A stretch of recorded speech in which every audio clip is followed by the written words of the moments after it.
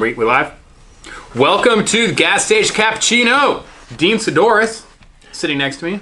Fuck it, we'll do it live. Hi. I'm Danny. Dean. Is that the funniest? Is that probably the funniest moment in live television history? Was when Bill O'Reilly did that? So fuck it, we'll do it live. Have you seen that clip? I have seen that clip. Yeah. Fuck it, we'll do it live. Yeah, you gotta let people know. Dean, I just did, I'm drinking some coffee here, as I normally am when we record these. I just did a pour over with it, and it reminded me about my coffee class. Ah, yeah. So I thought we'd get on here, I'd get all fucking pretentious on you. Oh, wow. Let's try not to put everybody to sleep. Well, coffee's supposed to wake people up. What do you mean? Yeah. Well, so, you know, when people do pour overs, they do it sometimes, you see them like put it on the scale. Mm-hmm. And I always thought, is that really necessary? Like, you could measure the water, but the scale's really the way to go. Yeah, if you want to take all that time. Yeah. And it, depending, I mean, here's the deal. If you do it frequently and you know the like, you don't have to do the math on it once. Mm-hmm. Like the ratios. Like if you know, and it's like anything else, trial and error, right? So you would say, okay, I want to use this much coffee. Okay, let's use a pour over, for example. You use the same V60 or whatever pour over method you have, right? And you go, okay, well, I know I like my coffee kind of strong, kind of thick. So I'm going to use a little less water. So I'm going to do like a 14 to 1 or 15 to 1 ratio of water to coffee. Mm-hmm. So then you know, okay, well, 2 tablespoons of this particular coffee weighs whatever it weighs, say 20 grams. So, okay, so if I use a 15 to 1, so 20 grams of coffee, that means I need 300 grams of water. There you go. Well, then you could just one time just measure out how much water that is in your mug, and then you could pretty much eyeball it from there. Like if it's 300 grams or 310, you know that's going to be pretty negligible. If it's like 300 or 400, that's going to make a difference with how watered down it's going to be. Yeah, for sure. Or how over-extracted the coffee is going to be bitter because it's going to be over-extracted. I feel like the thing with coffee making and like let's say weightlifting combined is that there is no right or wrong way to make coffee. How do you like it? Or to move the bar. Well, there's a wrong way. Well, not really. If you like how it tastes, it's not wrong. I was talking about moving the bar. Well, yeah, that's true.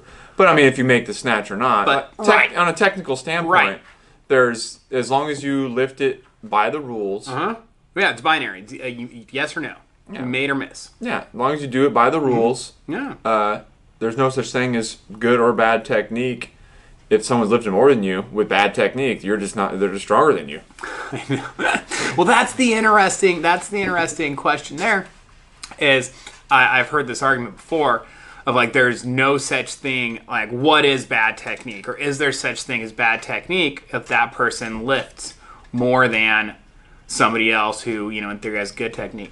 I say that yeah, it's still bad because I'm not comparing like it doesn't matter if you're the strongest asshole, right? Like you can be, but you're still an asshole, right? So like, what I mean is, you might lift more than others, but that doesn't mean you're anywhere near your potential, right? So you could say, okay, well, yeah, but that person just won nationals, national champ, and you're saying that he has bad technique. It's like, well, if he was more efficient, if he's like blatantly inefficient, he could have lifted 20 kilos more than he did based on his strength. His strength ratio to his lift ratios are way the fuck off. He's actually way stronger in the strength lifts than he is in his weightlifting lifts. Then I would say, yeah, that's bad technique. Yeah, I could see that. But then again, what if you win, you know, Olympic gold? Right. Which is, I guess, technically like the peak of set possibility. World records. So you Olympic gold medalist and you broke world records. World records, Olympic records, with so-called unorthodox technique. Yeah, I don't know. Is that right or wrong technique? I guess it's right because he won the gold medal. Well, how much variance is there, though? I don't know if that happens or how frequently that happens. And what I mean is, here's an example: is the Russians back in Soviet Russia, they started studying. It's actually really fun. You can get all these books. You can get them on Iron Mind, actually, to have them. They're translated. So they were doing all these studies on different things, and one thing they studied was weightlifting technique, bar patterns. I actually have some of these books. Dave let me borrow some, and I gave them back to him, and I bought some on Iron Mind myself. And they're actually kind of cool. I'll bring some in, but they're like spiral bound, and some guy translated them all into English. And so how they determined what's best practices is they actually took like the world champions and Olympic champions, and then they had pictures of them from straight on and off to the side from different angles, and they analyzed the bar path at all these different intervals, like when it's on, like what's the appropriate starting position. So based on the setup of like whatever it was, 20 different world champions or Olympic champions, right, over the previous couple years. And these are at, and now these are at maximal attempts. These are like on the platform. So it's not just what they think looks good, but this is what they actually did in order to lift the heaviest load. Yeah, that's important.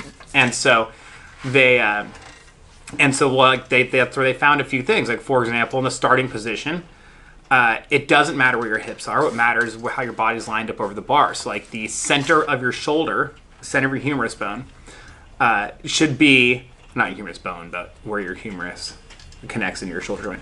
So the center of your shoulder should be directly over the barbell, which should be directly over the metatarsal phalangeal joints. That's where your toes hook into your foot. Right? It's like the balls of your feet. So all these people, when the bar is breaking off the ground, right, or before they lift, that is all in a straight line. And so then there's a few other things also, like when the bar is at the finishing position, like right before they extend their hips, that is also true. The center of the shoulder is directly on top of the bar, which is directly on top of the metatarsal phalangeal joints. So you'd say, well, that's obviously good. That's ideal because, I mean, this is, they studied all these different people doing that. Yeah, that makes sense. However, again, someone else, maybe there's an outlier who goes out there and wins gold medal and breaks the world record and does not do these things that all these other people did. That's always a possibility. Yeah, and I think that at the end of the day, the main goal is what is the best way to show somebody how to do it. Right. Some kind of guideline, right? That's the whole point, is to find the most efficient way to do something correctly so you can use it as a guideline to get people started. And then they figure out how their own body moves over time. Yes. But you still need something that Susan, who's 45 and works her best, needs to be practicing for her to achieve like the best possible lift. How, in the end, how are you most effectively going to make this lift as easy as possible? Right. And maximize your strength levels. How are you going to take best advantage of your current strength and make these lifts in a sustainable way that will continue to increase as your strength increases? Because like you might be able to make a lift doing something all fucked up right now, but then that is a very real, plateau to it. Yeah. You can continue to get stronger, but if you're just like doing right now you might muscle snatch more than you can full snatch because your hips are total shit. But like as you continue to get stronger, that's not going to move the needle very much. Interesting. Makes sense. But I do love that argument people say there's no such thing as bad technique. It depends on how you look at it, yeah. And there is, obviously. The obvious answer is yes, unless, I don't know the answer. I do really like that when people say that, though, because I just like that type of a thing. Like, kind of out of the box thinking, like, well, now, hold on. And it's like that. It's a fun little thought exercise. Yeah, there's not, but there is. But if you're not lifting as much as you possibly can, regardless of what everybody else is doing, then that is bad technique. Then it could be, for sure. That's where it doesn't usually end up at that end of the conversation. Does that make sense? Yeah. Usually, just because he's the best doesn't mean he can't be lifting more personally. Exactly. Like, I don't care. Or she. I don't care if I'm like. It's okay. It's like when someone already has the world record and they break their own world record. Mm-hmm. Right? Like, I don't care if I'm better than you. I want to be the best that I can be. And weightlifting, technically, you're just competing against yourself. Right. Against the iron. Yeah, because, if you're either strong enough to make it or you're not. It's you and the iron. Yeah. And the rubber plates. A lot of the times people, in weightlifting, you're competing with yourself and your success depends on if someone else's failure. You know what I mean? So, technically, you need to make all your lifts. Yeah. And not worry about what someone else is doing. Well, you can't control it. No. You can't control them. I mean, there's We'll some tell games. that to what's her name in the Winter Olympics. Yeah. Nancy Kerrigan. Nancy Kerrigan. Tanya Harding. Tanya Harding. God, Kerrigan, that whole story. Kerrigan swung the pipe, right? Kerrigan knocked out Tanya Harding's knee. I think so. But if we have that backwards, then it's all right. First off, before we get off that subject, it's like, that's just crazy that actually happened. No, have we talked about that before? But is it that crazy? If you just look at the little tiny petite little girls that did it to each other, or not them personally, but like that orchestrated it. Girl that, yeah, you know what I mean. Had the muscle come in and fucking beat her up. Yeah. So she couldn't fucking skate. Fucking broke her kneecap. It's just like, are you kidding me? God, that's how the lengths you're going to go, huh? You can never get. You know what you can't do? You can't do that in 2018. Everybody's got cell phone cameras. Yeah. Back then, there was no social media, there was no cell phone cameras. If there wasn't a camera back there, then there was like it never happened. I'm just gonna say it. Like that shit still goes on. I bet. I'm sure. Yeah, but maybe like in a way more controlled like environment where we don't know. Yeah. But like I'm talking about that shit happened in the building, in like the back, in a super public place where like there should have been cameras everywhere. Wow. But there wasn't, which could have also been like by design. Yeah. Like, hey, make sure no one like here don't come back here with those cameras. Watch the door. Yeah, close the door. Yeah, who knows? Weird. God. People, man. But now with just like today's, with possible situations with, terrorist attacks and stuff like that, an Olympic arena is just got cameras in every crevice. Yeah, you imagine. Where you couldn't do anything along those lines now without being on film. Every square inch you walk in during the Olympics, you are on camera somewhere. You just know you're gonna get caught. Yeah, you just can't. They're watching everybody at all times. There's just too many people. No, well. I don't know how we got there. Breaking kneecaps. No, yeah, it's just, yeah. So what else did you learn about the pour over? Oh, well, okay. Actually, I just thought of this as well when I was making this cup right here. So you know about wetting the filter. Mm-hmm. So if you use a paper filter, you want to wet the filter before you put the grounds in it. Mm-hmm. And part of that is because the filter is going to have a little bit of papery taste to it.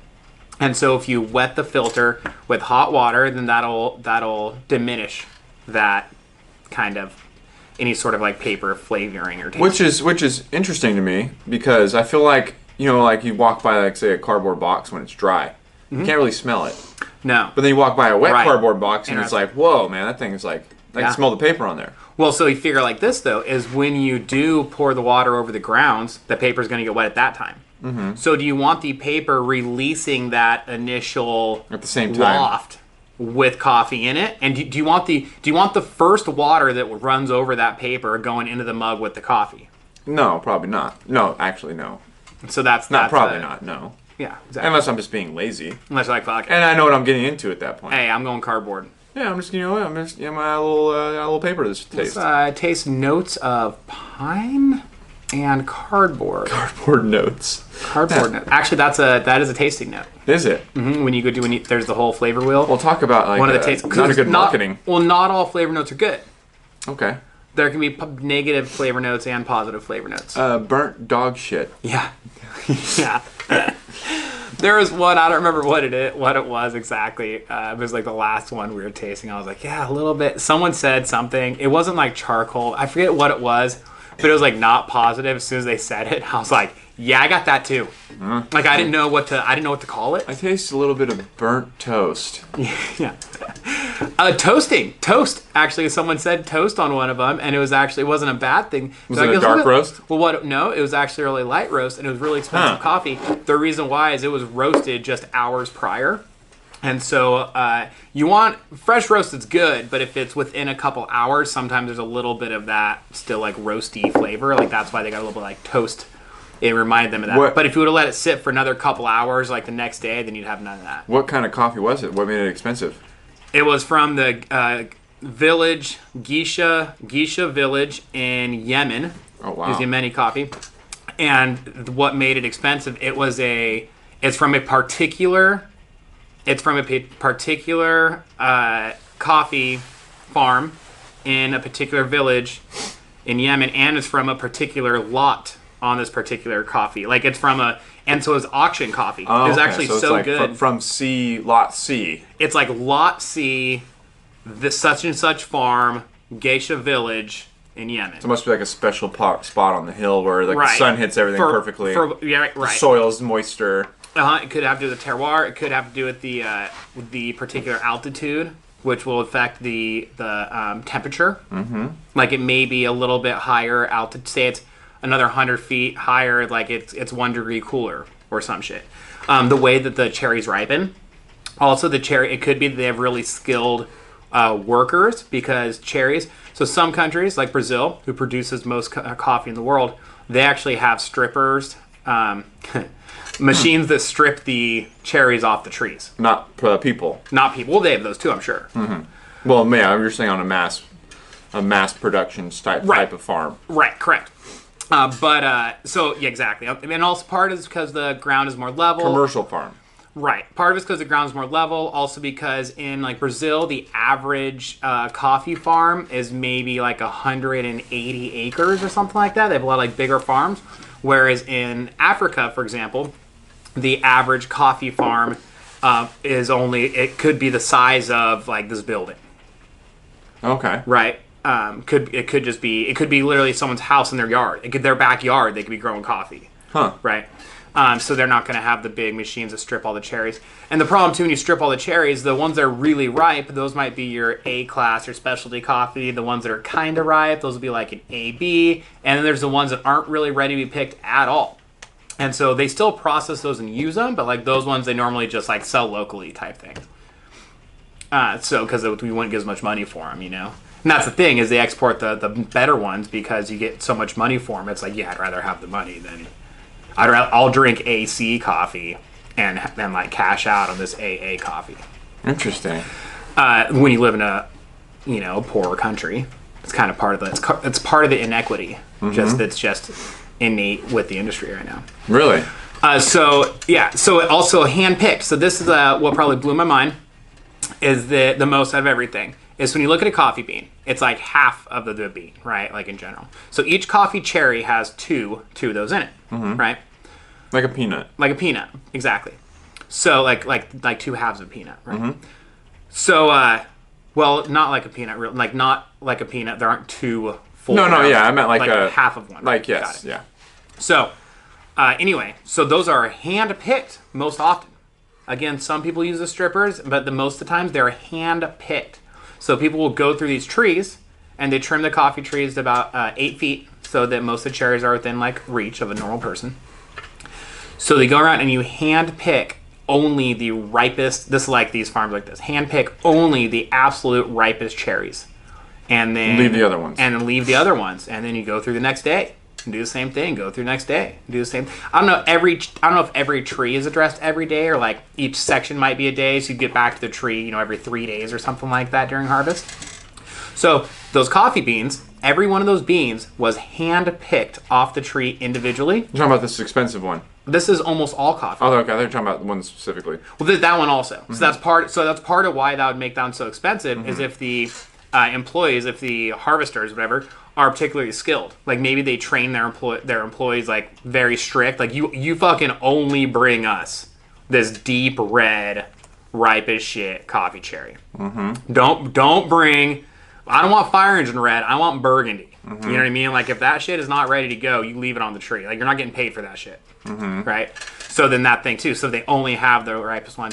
And so that particular coffee was actually auctioned. So it wasn't even like sold. It was like they auctioned off that lot because it's so good. I wonder how much they sell at a time. 30, well, I don't know, but it was $32 a pound or something like that. And it goes all the most expensive you'll get some that are up to like $100 a pound, shit like that.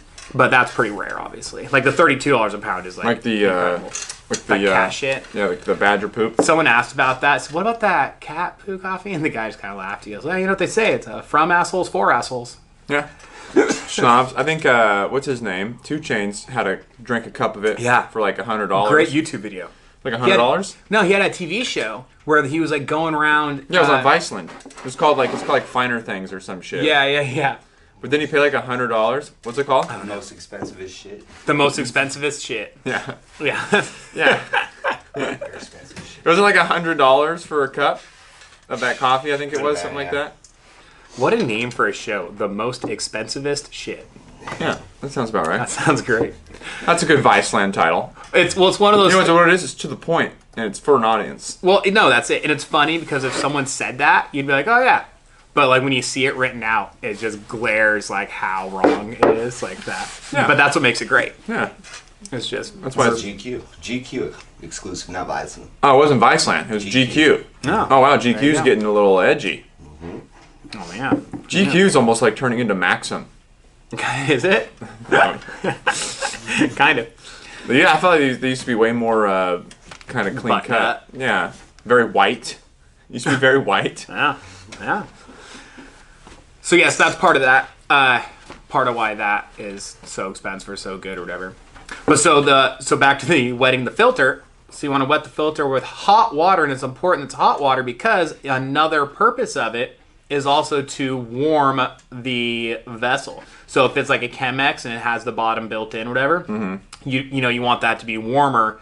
So when the coffee goes into it, if you have like this hot water, this whatever 200 degrees, and it extracts coffee just so, and then it goes into this cold ass mug or this cold ass Chemex, then that could like fuck up the solubility of the different chemicals in the water. Like it won't be the same, right? So is there any benefits to transferring from the Chemex to the mug?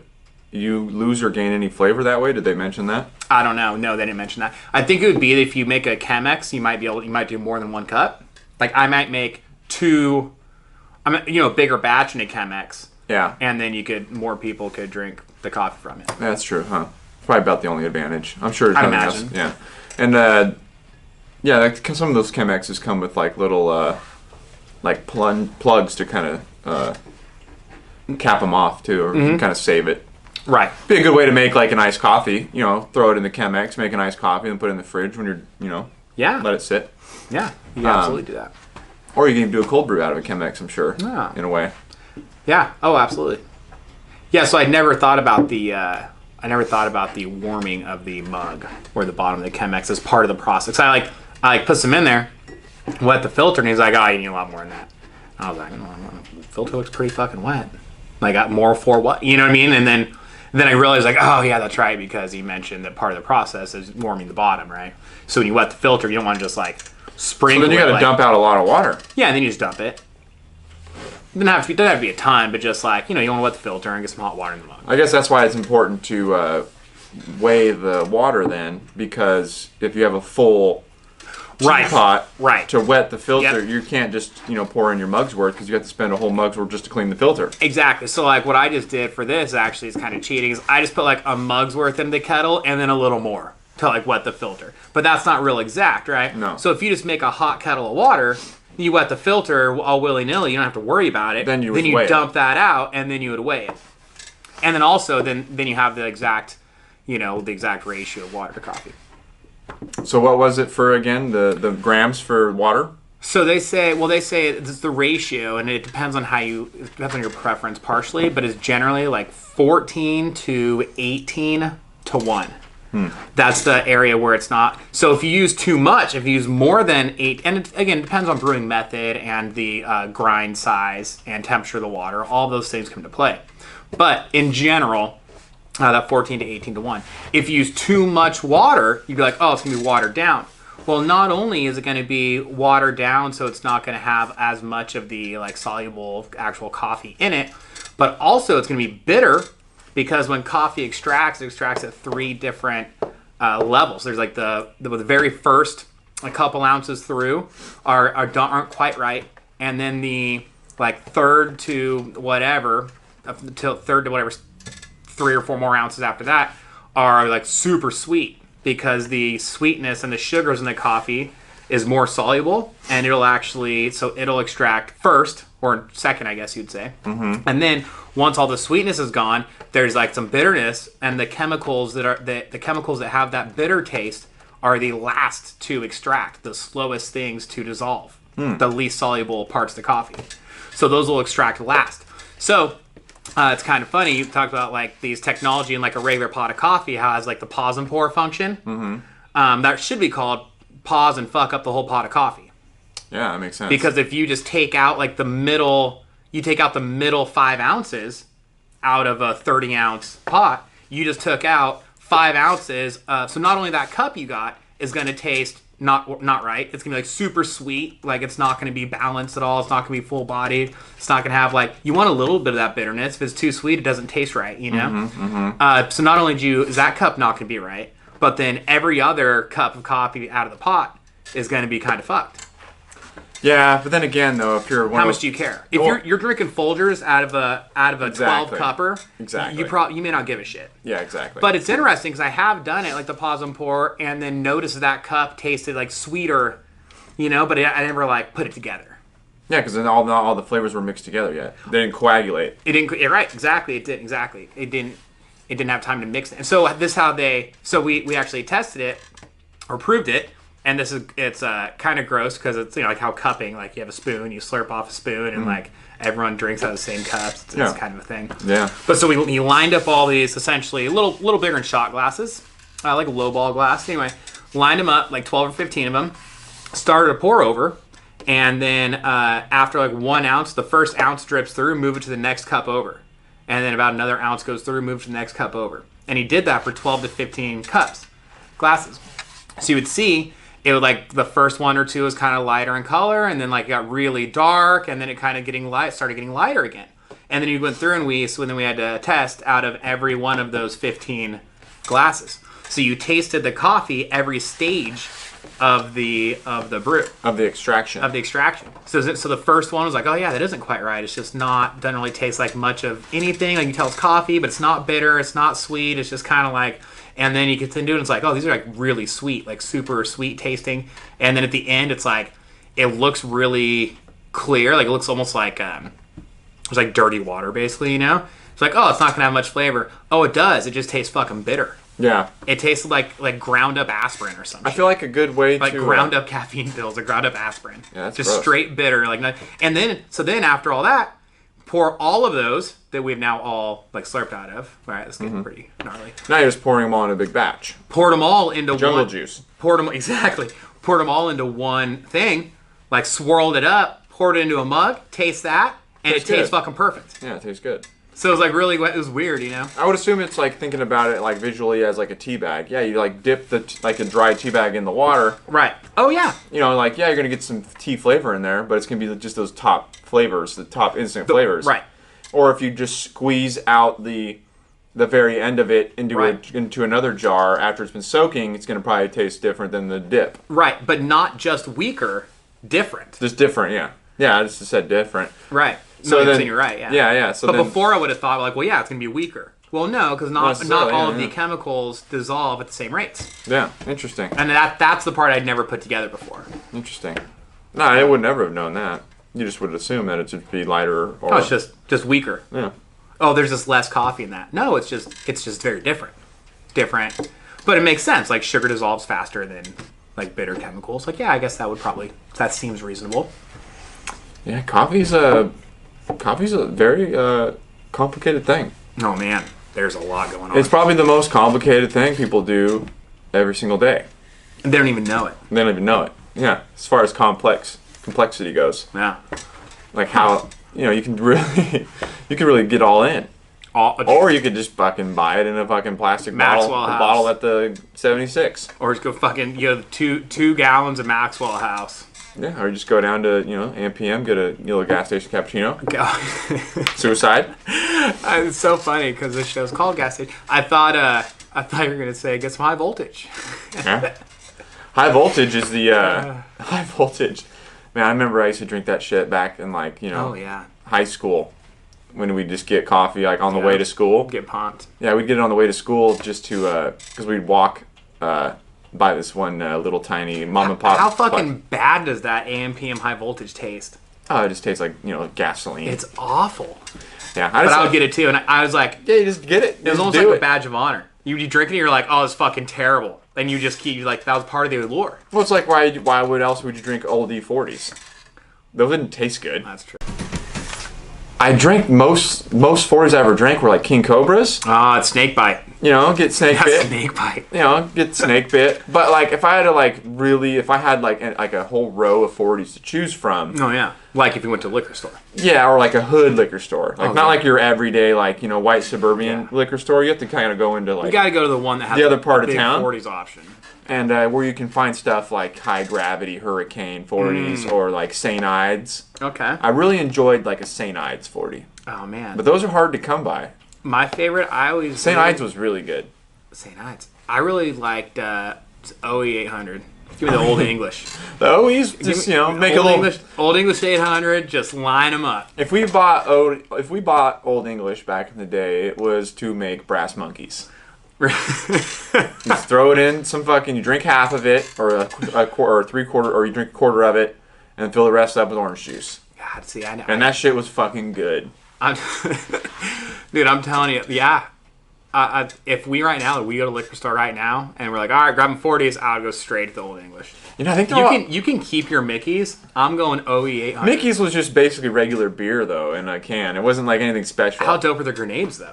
The grenades were cool because of the puzzles. The little puzzles on the bottom, yeah. and the little handhelds. Yeah, they were cool. And they had the big wide mouth. Oh yeah. Yeah. No, the Mickey's grenades were awesome.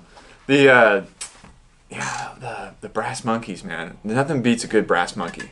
Just a beer mimosa is all it was. Beer mimosa. Yeah. If I opened up like a bar, I would offer OE brass monkeys. Yeah, dude. You know what? Actually, that's funny you say that. For the table. You buy one, like you get it at the table. Yeah, it's right in the middle, in the bottle still. Yeah, in the bottle. You put the bottle on the table, and then you get like a pitcher of OJ, and then you give everybody their glasses, and you just make your own. That would actually. That'd be a huge hit. Especially today, like with all these like hipster ass breakfast spots. Yeah. So we were in that would crush. San Diego. Went to this place called Werewolf, and it was fucking delicious. But they had, it was stuff like whatever, like pork belly. Like stuff like so, like anyway, like really good kind of high end, but like American modern kind of dishes. But it was like 80s theme, the whole place. Right, like on the door to the bathrooms, it had like It's Pat was on there, Nice. And then so it's like so anybody can use the bathroom, right? Like yeah, exactly. Like it's a guy or girl, yeah, dual gender or whatever, all gender bathroom. It's Pat, and it was just like the hands up, and it had that on both of them. Could you make it's Pat in this climate? No, that's what I was like. Holy shit! I forgot about that show. And then just stuff like that, where it's just like tons of that type of a thing everywhere, But not like super kitschy and bright like this place. It was a bar, but then they were open all day and served breakfast and stuff. But there's things on the menu that would be like that brass monkey because it's like the whole kind of nostalgic, like it's this nice place that has like pork belly, eggs Florentine on the menu, but then also like you can wash down with the brass monkey. You can wash down with the brass monkey. That's exactly what it was. Yeah. It was like that type of place, and that's kind of the type of place. It's really like in Midtown. I'm sure there's some couple. Yeah, there's one. It's called Golden Bear. Golden Bear is like a Saks News Review like top food places like for breakfast and lunch and. I don't think they have a dinner menu, but there's like an evening appetizers or whatever. Right. But it's all like phenomenal, like just nicely presented.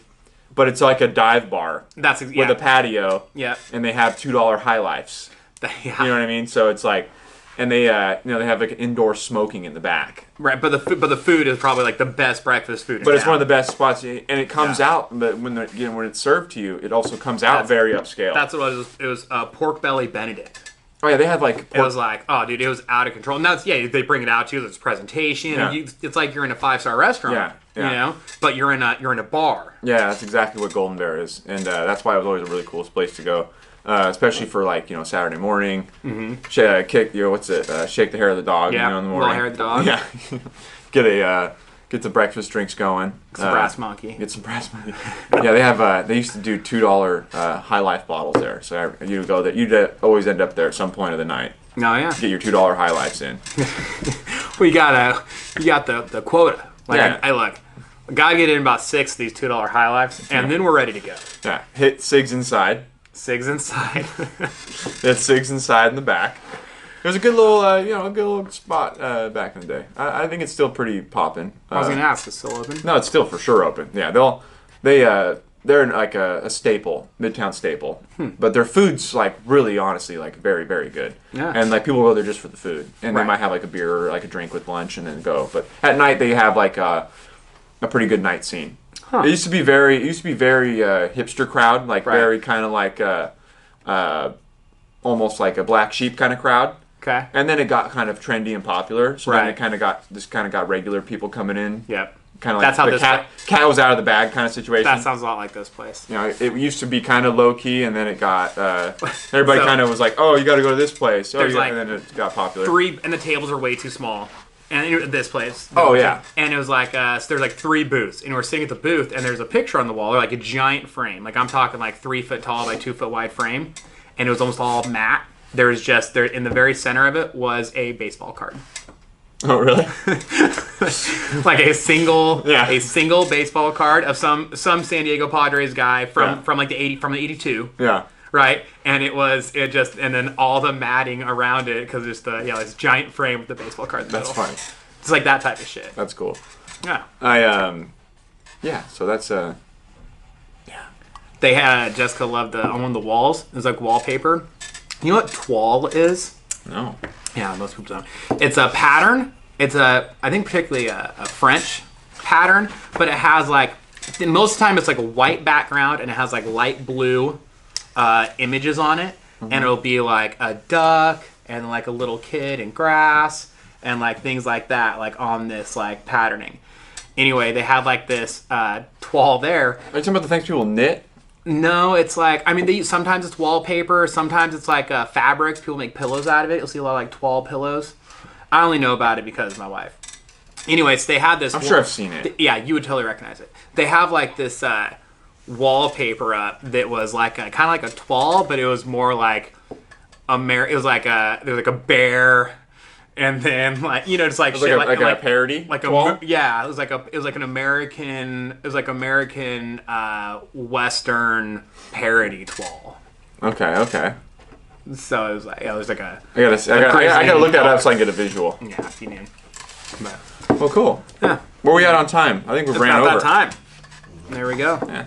Well, this has been an episode of real sudden. Yeah, just sudden like that. stop.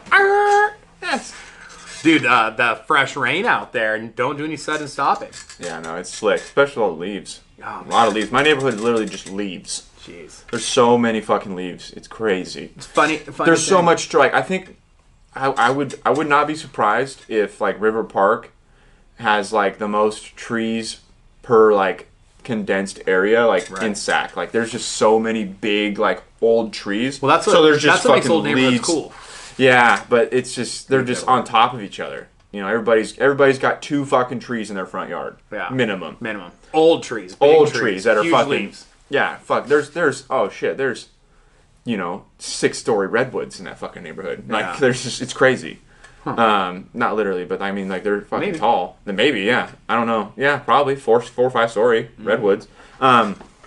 It's a nuts, dude, and there's just leaves everywhere. So you got to be really careful. It's slick. Yeah, be careful out there. No sudden stops. No sudden stops. No sudden what's it called? Brake checks. No, don't brake check people. No. No. Especially there's a lot of older people in their neighborhood too, so they might not even realize. Right into them. So funny, Wow. real quick funny story. So my neighbor was trying to pass like our other neighbor. That's this old dude that like he doesn't even drive anymore. They took his license away because he was so old. But he was driving hella slow. God, getting old sucks. He was driving slow, and my neighbor. Oh, your independence? Y'all have that. Yeah. I need you to hand over that independence. Oh, your free will. Free will, yeah. Just put That's that gone. in the hat also. So Peyton tries to pass him, and the dude fucking floors it in the neighborhood Okay. to not let Peyton pass him. Why is he passing them in the neighborhood anyway? Because he was just like, I don't know. Peyton's the one who told me the story.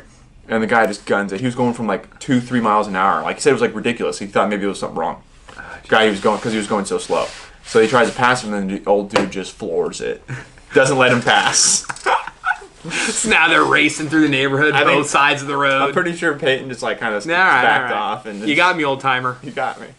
Yeah, they took his license away, and sometimes, like, dude, it was kind of sad. Like, I saw him. I would see this neighbor He lives right across the street from me at about like 1 o'clock. So he's like right there. Gotcha. And I think he's like at home part time and then like somewhere else the other time. But there used to be times where he would just like I'd see him turn down like random streets, kind of lost. Where's he going? Yeah, but he was just kind of like circling. You know what I mean? Like he kind of was not realizing what was going on. And then sometimes I'd see him pull up into his driveway, and then I'd go out there like an hour later, throw some away, still in the driveway. What's he doing? I think he was just fucking passed out or something. Just standing there. No, like in his car. Oh, Just sitting sleepy. there. Yeah, I think he might have been sleeping.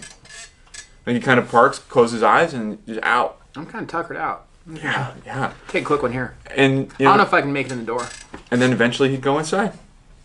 Yeah, sounds like kind of worked itself out. Yelling to nobody. No one's there. Yell back at him.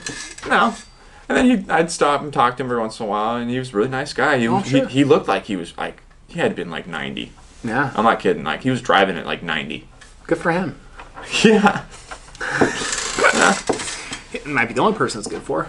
Yeah. He was definitely an endangerment on the road. If you're listening to this while driving and you're 90 years old, shoot us an email. Podcast at caffeineandkilos.com. Email is the emergency button on your cell phone.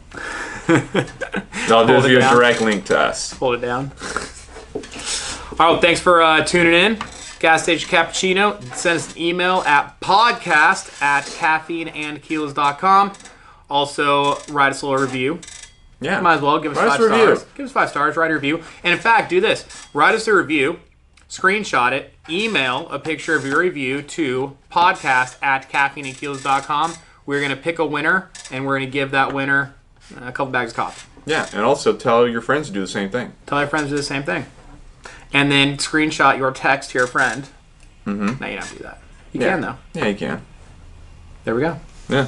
All right. Thanks for tuning in.